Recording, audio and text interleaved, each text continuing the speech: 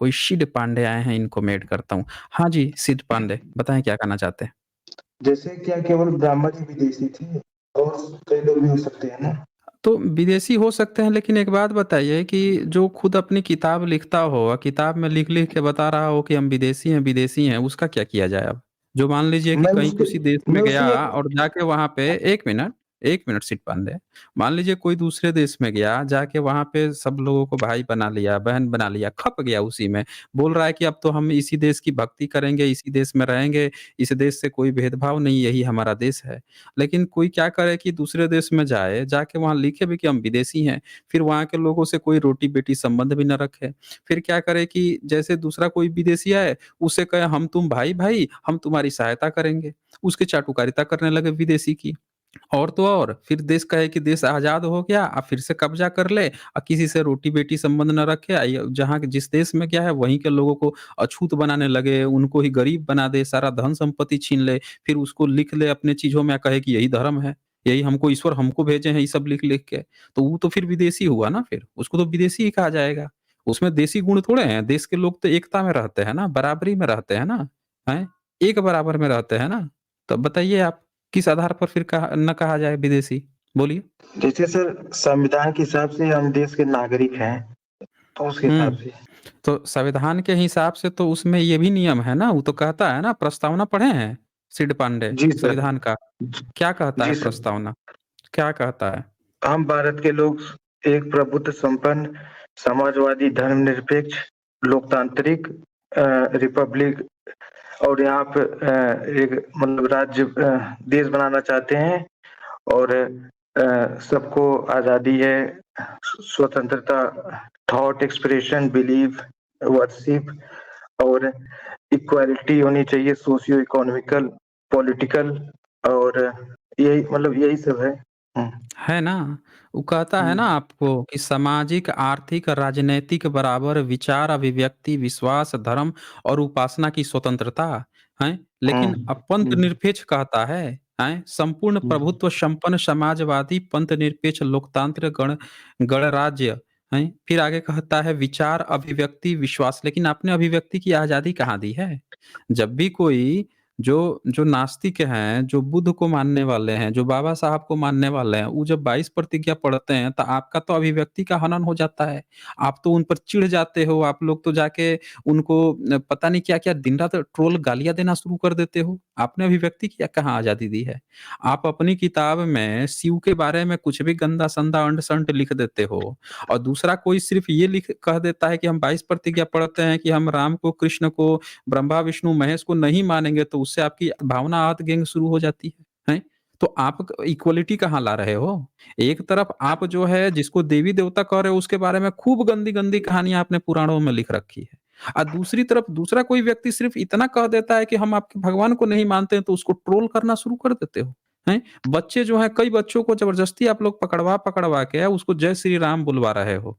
ये सब काम आप लोगों का चल रहा है। और फिर आप जो हैं कह रहे हैं कि अब इसका क्या कहा जाए? कौन-सी अभिव्यक्ति? कैसे आप देशी हो जाओगे भाई? कॉन्स्टिट्यूशन जब इक्वालिटी की बात कह रहा है, तो आप इक्वालिटी कर कहाँ रहे हो? बताओ आप फिर? हुँ? सर लेकिन इसको एक पूरी तरीके से जनरलाइज़ थोड़ी कर सकते हैं। अब हुँ, कोई किसी किसी क्षेत्र का, कोई समुदाय का, कोई क्या कर रहा है, उसको आप पूरे हुँ। समाज पे या पूरे हर एक इंडिविजुअल स्तर पर आप कैसे उसको स्थापित कर सकते हैं? क्या स्थापित करना है? एक बात बताइए, ये हुँ, किताब है 11वीं सदी में एक व्यक्ति आया था भारत घूमने और हुँ, बहुत विद्वान व्यक्ति था, उसी के नाम से भारत का इतिहास चलता है। तो उसने अपना हुँ, जो किताब लिखा उसका 68 चैप्टर ये है। 68 चैप्टर पे उसने लिखा कि यहाँ के लोगों से जब मिला, तो खाने-पीने के बारे में, पीने के बारे में उन लोगों ने क्या बताया। अब ये पढ़ेंगे ये क्या लिखा है यहाँ पे ऊपर से? वो लिख के गया है भारत के बारे में। एक बार पढ़ दीजिए ना क्या लिखा है उसने, दूसरे पढ़िए। हिंदुओं ने मुझे बता दूसरे हिंदुओं हुँ, ने हुँ। मुझे बताया कि ब्राह्मण गोमांस बछड़ से दुःख पाया करते थे, क्योंकि उनका देश गर्म था, शरीरों के भीतरी भाग ठंडे हैं, इसलिए नैसर्गिक उष्णता उसमें मंद हो जाती है और पाचन शक्ति इतनी निर्बल है कि भोजन के पश्चात पान के पत्ते खाकर और सुपारी चबाकर उन्हें उसको तेज करना आवश्यक है। गरम प गरम पान शरीर के ताप को भड़काता है। पान के पत्ते की ऊपर का चूर्ण प्रत्येक गीली हुई वस्तु को सुखा देता है। हुँ। अब एक बात बताइए कि 11वीं सदी में ये लिख रहा है कि जो हिंदू थे वो बता रहे थे, हिंदू नहीं खा रहे हैं, वो बता रहे हैं क्या कि हुँ, ब्राह्मण जो है वो गौ-मांस भक्षण खाता था तो उसको दुःख हो जाता था, उसको दिक्कत हो जाती थी। फिर क्या हुँ, लिखते हैं क्योंकि उसका देश गर्म है, मतलब कि अब ये देश जो है ये गर्म देश है, वो आया है कहीं हुँ, ठंडा देश से, ये देश में गर्म है, यहाँ नहीं पच पा रहा है उसको, शरीर के हुँ, भीतरी भाग ठंडा है।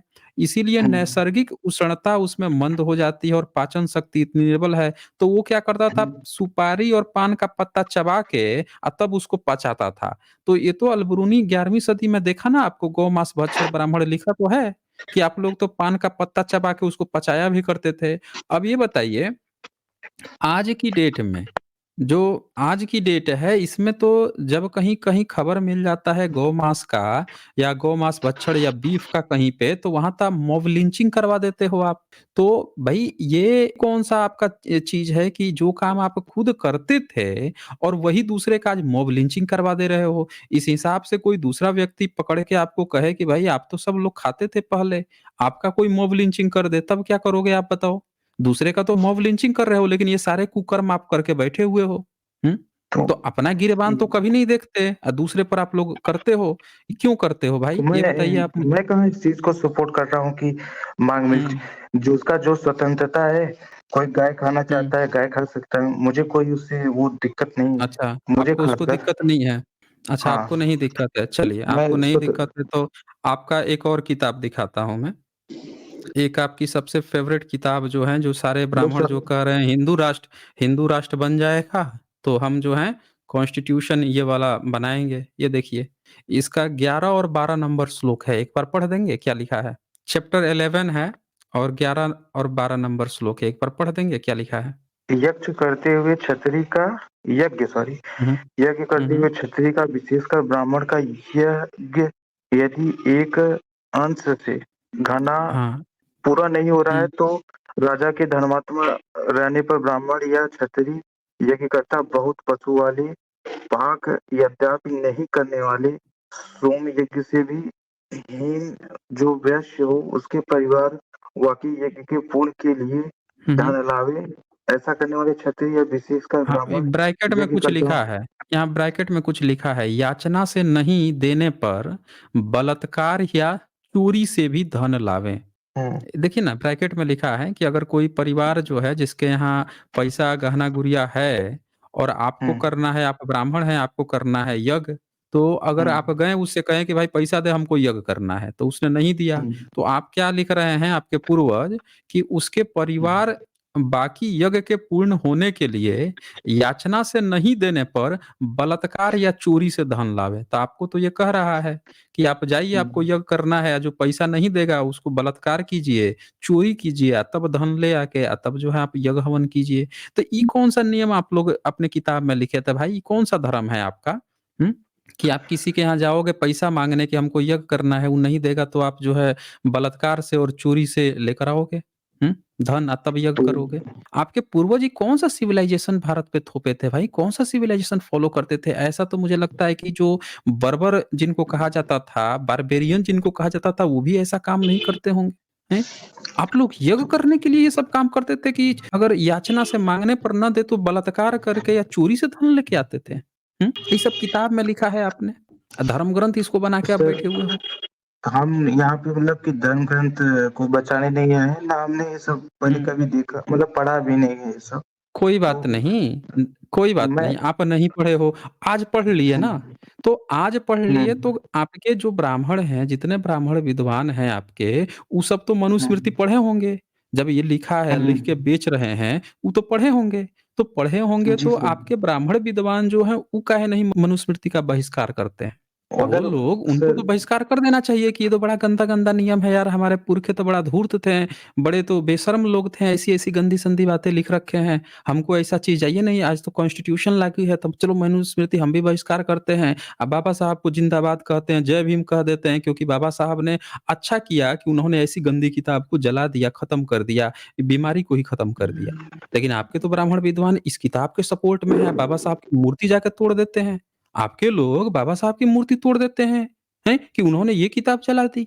अब बताइए इतनी गंदी बातें जो हैं उसको पाल के रखना, धर्म बनाना, ये आप कह रहे हैं कि आपको नहीं पता है, लेकिन आपके यहाँ जो पढ़ा-लिखा है उसको तो पता है ना, जो मनुस्मृति पढ़ रहा है। मनुस्मृति तो आप सिलेबस में घुसेड़ रहे हैं, कई यूनिवर्सिटी में। तो अब आप ही बताइए श्री पांडे कि किस आधार पे आप फिर कह रहे हैं कि कौन विदेशी है, कौन नहीं विदेशी है? ऐसी गंदी-संदी बातें धर्म का हिस्सा होनी चाहिए।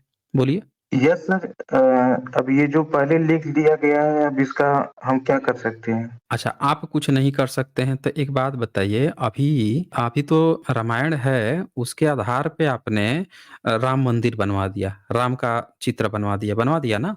हुँ? और सर राजनीति करने वाला हुआ, अब कितना हम क्या कर सकते हैं? जो राजनीति करते हैं वोट पाते हैं उससे। तो यही आपका वाल्मीकि रामायण है, जो उसमें बहुत गंदी-गंदी बातें लिखी हैं, बहुत गलत-सलत बातें लिखी हैं और उसी किताब से राम को उठा के आप लोग बना दिए। तो कोई विरोध करने आया? एक भी ब्राह्मण विरोध करने आया कि भाई ये किताब जो है उसमें तो और भी गंदी बातें हैं, तो क्या हर चीज़ को अब हम बनाएँगे? हैं? क्या चीज़ बनाएँगे, क्या चीज़ नहीं बनाएँगे, ये तय कौन करेगा? एक भी विरोध में आया आपका? आज तक तो आपके ब्राह्मण जो है मनुस्मृति के विरोध में नहीं आए हैं। हुँ? बताइए। शंकराचार्यों ने मना किया था कि उद्घाटन नहीं होगा, अरे ऐसा मैं तो सुना था न्यूज़ में। हाँ, शंकराचार्य तो सबसे बड़े आपके वर्ण व्यवस्था के पोषक हैं। वो तो सबसे बड़े पोषक हैं, वो तो कह रहे हैं कि शास्त्र आधार पर नहीं है, बाद में उसी का नाम जपने लग गए। हुँ? चलें श्री सर पांडे मेरे ये ख्याल एक से लास्ट चीज़ आपको कहना चाहता और हूँ, कुछ हाँ, बोलिए। केवल लास्ट चीज़, जैसे हुँ। सारे धर्मों में कुछ न कुछ जैसे गलत लिखा है या फिर जो आज के संविधान से मैच नहीं करता, अगर वो लोग उस चीज़ को फ़ॉलो करेंगे तो संविधान या कानून बना है उनको सज़ा देने के लिए। तो अगर कोई पुरानी मान्यताओं को फ़ॉलो कर रहा है लेकिन संविधान के दायरे में, अगर संविधान का उल्लंघन ना किए हुए अगर कुछ कर रहा है, तब तो सही है। लेकिन अगर वो कॉन्ट्रडिक्शन करता है संविधान से या कानून से, तो वो धर्म की चीज़ें भले आप फ़ॉलो करें लेकिन आपको जेल या जो भी उसकी सज़ा बनी होगी कानूनन, वो तो गु उससे गुज़रना ही पड़ेगा। जैसे कि पहले आप किसी को मतलब जाति भेदभाव किया करते थे पहले, लेकिन आज भी करते हैं, लेकिन उसके लिए जैसे संवैधानिक प्रावधान है। मतलब मेरा कहना का मतलब ये है कि धर्म ग्रंथ जो जो गलत तो है ही, मतलब अगर कोई उनको फॉलो करने का कोशिश करता है संविधान के ऊपर, तो उस पे कानूनी कार्रवाई तो मतलब उसको तो होगी ही। ये कह रहा हूँ। देखें, आप तो कह दिए, ये तो बड़ा आसान है कि आप ये कह दिए कि कानूनी कार्रवाई होगी। अब एक मैं खबर दिखाता हूँ, आप ज़रा बता दीजिए इस पे कौन-सी कानूनी कार्रवाई होगी? अब पहले तो कूट-कूट के ये प्रचार फैलाया जाता है कि देखो, आस्था जो है गंगा में आप नहा लोगे तो आपके पाप धुल जाएँगे, खूब प्रचार फैलाया जाता है। अभी एक महिला जो है आपकी इन सारी चीज़ों से प्रभावित होके और ये देखें इन्होंने क्या किया, मौसी ने ली मासूम की जान, 5 मिनट तक गंगा में लगाई डुबकी, हँसते हुए बोली मेरा वचन है कि और वो बच्चा मर गया। बताइए, अब इसका आप कहाँ पे कौन-सा एक्शन लेंगे? कौन-सा कानून पे काम करवाएँगे भाई? आपने तो धर्म के नाम पे ये प्रचार फैला रखा है कि गंगा में जो कोई डुबकी लगाएगा, तो उसके तो सारे दुःख दूर हो जाएँगे, पाप दूर हो जाएँगे। अब मौसी जो है उस बच्चे को लेके गंगा में डुबकी लगा रही है। सोच रही है कि इसके अंदर जो बीमारी है वो खत्म हो जाएगा, डुबकी लगाएगा, जो पाप हुआ है वो पाप धुल जाएँगे। इस पे कौन-सा एक्ट लगाइएगा भाई? आप बता दीजिए। ये तो वो विषय है ना कि जो आपने समाज में परोस दिया है कि भाई देखो ईश्वर पे बिलीव रखो, ईश्वर सही कर देता है, भगवान सही कर देता है और ये तो अब ये किस दायरे में आएगी? आपके कानून के किस दायरे में आएगी भाई ये? हुँ? इसको तो आप लोग आस्था आहत होने के नाम पे लोगों पे परेशान करते हो। तो ये तो अपने आस्था के अनुसार ही उस बच्चे को उसमें डुबकी लगाई ना। अब इस पे कौन-सा आप एक्शन लोगे, लीगल एक्शन लोगे? आप ही बताओ श्री पांडे। ये तो आपने धर्म के नाम पे जो कर्मकांड परोस रखा है, उससे कितने मासूमों की जान जा रही है। इस पर तो आप किसी भी शंकराचार्य का मुँह नहीं खुलता है। आपके किसी ब्राह्मण का मुँह नहीं खुला। आज तक एक भी शंकराचार्य बाहर निकल के आया कि गंगा मत नहाना उससे कोई पाप नहीं धुलता। ये आप ही लोग और प्रचार करते हो। हुँ? राम नाम भजो, राम आएँगे, अंगना बिछाएँगे, पता नहीं क्या-क्या आप लोग करवा रहे हो। और लोग श्रद्धा के मारे, आस्था में अंधे होके उनके बच्चों की जान जा रही है। हुँ? कौन-सा इस पे आप क्या करोगे फिर बताओ आप? ये तो सिड सर पांडे? ये तो सर एजुकेशन और क्या बोलते हैं धीरे-धीरे समझ से ही बातें आगे बढ़ पाएँगी। देखिए, नहीं नहीं बढ़ पाएँगी। ये बताइए आपका पढ़ा-लिखा ब्राह्मण जो है, जो इसरो के चेयरमैन पोस्ट पे बैठ के या कहता है कि सारा विज्ञान जो है वेद से आया है। अंग्रेज़ जो हैं इसी वेद से विज्ञान चुरा के लेके चले गए। जब चेयरमैन पोस्ट पे इतने हाई पोस्ट पे बैठा हुआ है, उसको ये छोटी-सी बात नहीं समझ में आ रही है। हैं? आप कह रहे हैं कि बाकी लोगों को समझ में आ जाएगी जनता को। देखिए, यहाँ पे बात ही नहीं है, आपने जिस धर्म को आप लोग जो फैला रहे हो भारत में, वो धर्म नहीं, वो पाखंड का एक स्रोत है, उसमें निहित है पाखंड, कर्मकांड और वो भारत के जो एससी, एसटी, ओबीसी जो बहुजन लोग हैं, जो मूल निवासी लोग हैं, उनके लिए बहुत हानिकारक है। इसीलिए आपको विदेशी कहा जा रहा है कि आप लोग भारत के बहुजनों के लिए कोई भी अच्छा काम नहीं कर रहे हो। वहाँ पे एक ब्राह्मण आप बता दो जो अपने बच्चे को गंगा में डुबकी लगवा रहा हो, नहीं लगवाएगा। क्योंकि उसको पता है कि इस बच्चे का इलाज हॉस्पिटल में होगा। लेकिन बहुजनों को आप भगवान परोस रहे हो, राम परोस रहे हो, कृष्ण परोस रहे हो और उनके बच्चे ये मारे सर जा रहे हैं, उनके बच्चे ये सर जो बताइए आप? महिला म ये जो महिला मरी हुँ, है, ये शायद ब्राह्मण ही है उसके नाम से मुझे लग रहा है। देखें उसके नाम से क्या नाम लग रहा है? पुलकित शुक्ला हुँ, हरिद्वार में घर की पैड़ी पर तंत्र मंत्र से बच्चे की मौत की खबर से आफरी गई। दिल्ली से 60 साल यहाँ की बीमार यहाँ पे लिखा है पुलकित शुक्ला, हरिद्वार। ये लिखने वाला है ये। वो जो महिला मरी है वो नहीं, जो खबर लिखा है उसकी बात चल रही है। ये मान लीजिए सर वो ब्राह्मण ना हो लेकिन ऐसा थोड़ी है कि ब्राह्मण लोग भी इसमें पाखंड में जानबूझ के नहीं फँसे हैं, वो लोग भी फँसे हुए हैं। देखें, यही तो मैं बोल रहा हूँ कि फँसे हैं, लेकिन जब उनको पता है कि उनके कहने से लोग फँस रहे हैं, तो वो अच्छी बात क्यों नहीं प्रोपेगेट कर रहा है भाई? आपका ब्राह्मण वो समाज आप तो कह तो रहे हैं कि आपको विदेशी क्यों कहा जा रहा है? आपने जब सबको ये बताइए जो नेता होता है नेता के अंदर उसको पता है कि हमारी बात जो है 1000 लोग, 2000, 10,000, 20,000 लोग मानते हैं। आप गलत बात क्यों प्रोपेगेट करेंगे? सही बात भी तो प्रोपेगेट कर सकते हैं। आप हमेशा अंधविश्वास वाली ही बात अब ये बताइए अयोध्या मंदिर बना, इतने लोग झूम रहे थे राम आएँगे सब कर रहे थे, सबके मन में कहीं न कहीं ये चीज़ था ना कि हाँ, भगवान आ जाएँगे। लोग वहाँ पे मंदिर में लोग क्यों जाते हैं? मन्नत माँगने जाते हैं।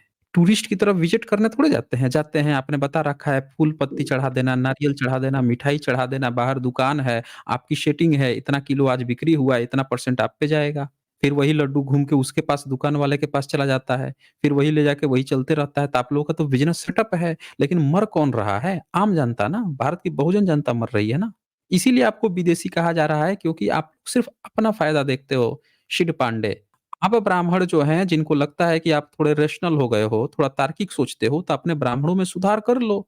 हम लोग तो प्रयास कर रहे हैं बहुजन समाज को सुधारने का, आप अपने ब्राह्मण को सुधार कर लो, मामला सॉल्व हो जाएगा।